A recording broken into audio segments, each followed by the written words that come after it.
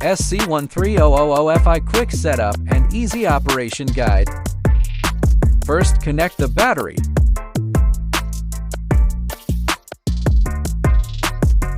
Remove the dipstick. Add engine oil. Check the oil level.